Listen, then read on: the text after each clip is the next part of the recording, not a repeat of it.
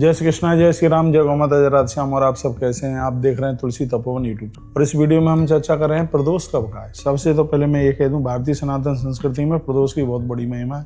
प्रदोष का व्रत करने से जन्म पत्री के जितने भी ग्रह प्रतिकूल में है वो सब अनुकूल में हो जाते हैं। वास्तु दोष, पितृदोष, जितने भी दोष हैं वो सब लोगों के जीवन में, यहाँ तक कि गुरु चांडाल एक बहुत बड़ा दोष है, प्रदोष की पूजा उसको भी समाप्त कर देती है।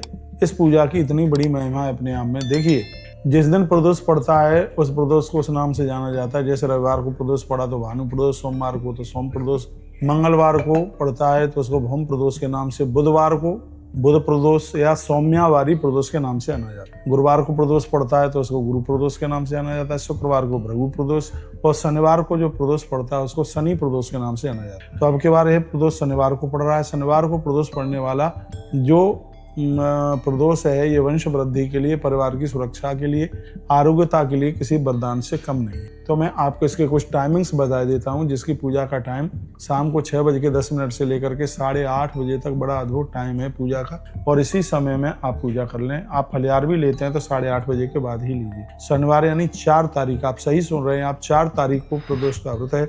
एक लोटे में जल, गंगा जल लेकर गौ माता का कच्चा दूध उसमें डाल करके, काले तिल डाल करके उसमें थोड़ा बेलपत्र डालें और भगवान महादेव के ऊपर चढ़ाएं। कहीं कनेर के फूल मिल जाए तो वह चढ़ाइए। भगवान महादेव को बेलपत्रियां चढ़ाना आप न भूलें, क्योंकि भगवान शंकर की ऐसी पूजा है जो हमारी संपूर्ण कलमशों को समाप्त कर देती है। सूर्योदय का टाइम 6:16 पर है इस दिन 4 तारीख को, और सूर्यास्त शाम को 6:03 पर यह सूर्यास्त शाम को आरंभ हो रहा है। उसके थोड़ा बाद ही आप अपनी पूजा शुरू कर दीजिएगा।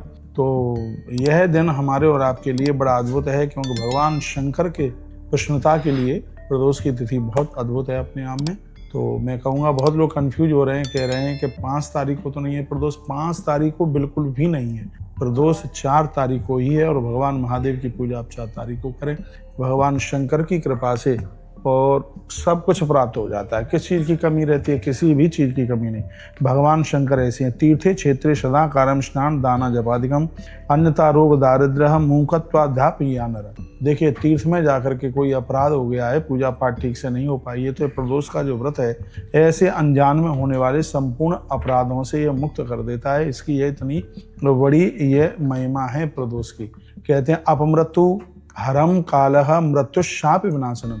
जिसकी कहीं जन्म पत्री में ये बताया गया कि अकाल मृत्यु है, तो प्रदोष का व्रत ऐसे दोष को भी अपने आप में बिल्कुल समाप्त कर देता है। प्रदोष का व्रत है वो गरीबी को समाप्त करता है। सर्वभावे दरिद्रस्तु वाचा वा कर्मणा यजेत, स्पष्ट वर्णन ग्रंथ में किया गया है। जो सर्वदा दरिद्रता में घिरे हुए हैं, ऐसी घोर गरीबी का भी नाश करने वाला ये प्रदोष है। ऐसा नहीं है कि पैसा आकाश से बरसता हो, नहीं, तो धन आने के रास्ते खुल जाते हैं। यह प्रदोष व्रत की अपने आप में इतनी बड़ी महिमा है। इसलिए प्रदोष का व्रत तो हर सनातनी को करना ही चाहिए। 3 वर्ष तक प्रदोष का व्रत कर लो, उसके बाद में उद्यापन कर दो, या फिर जब तक कर सकते हो तब तक आप कीजिएगा। लेकिन कहने का मायना यह है कि प्रदोष हमारे जीवन को आनंद से भर देता है। आयुष करी मृत्यु हरा सर्व सिद्धि क्रम नडाम। आयुष को बढ़ाता है, उम्र बढ़ाता है और अकाल मृत्यु का हरण करता है। यह प्रदोष की इतनी बड़ी यह महिमा है। मैं कहूँगा कि जो किसी भी 4 वर्णों में से हर वर्ण का व्यक्ति है वह प्रदोष व्रत करने का बिल्कुल अधिकारी है। इसमें आप घृत पक्वेर पूपैशा मोदकई शालिकादि भी, इसमें आप घी से बनी हुई सामग्रियों का आप भोग लगाएं। इसमें बहुत आनंद की बात है। और कहते हैं कि भगवान शंकर के ऊपर जो भी सामग्री आप चढ़ाते हैं तो वो शास्त्रोक्त विधि के ही अनुसार होनी चाहिए। बिल्कुल वर्णन है, मूंग चढ़ती है तो ये बिल्कुल साबुत मूंग, बिल्कुल ये वर्णन है। इसमें साबुत गेहूं चढ़ता है, ये बिल्कुल वर्णन है कि उड़द चढ़ती है, ये कि जो भी भगवान शंकर को चढ़ती है। शिव महापुराण में बहुत अद्भुत ढंग से तरीके से इन सब चीज़ों का वर्णन किया गया है। शिवस्य भक्त्या पूज्या ही जन्मामुक्ति करी नाम। कहते हैं कि भगवान शंकर की ऐसी पूजा है जो हमें जन्म मृत्यु के चक्कर से हमें मुक्त कर देती है। इसलिए सजग समझदार लोगों को बिल्कुल यह जरूर करना चाहिए। यह बिल्कुल कल्याण करने वाली यह है प्रदोष की पूजा है। अब अगली वीडियो में मैं प्रदोष व्रत कथा आपको सुना रहा हूँ, उसको जरूर सुनिए। लेकिन उसके लिए आपको तुलसी भक्ति रस यूट्यूब चैनल पर जाना पड़ेगा। बहुत बहुत धन्यवाद आपका, आपने वीडियो को पूरा सुना। इन्हीं शब्दों के साथ नमः पार्वती पतये, हर हर महादेव, हर हर महादेव, घर घर महादेव।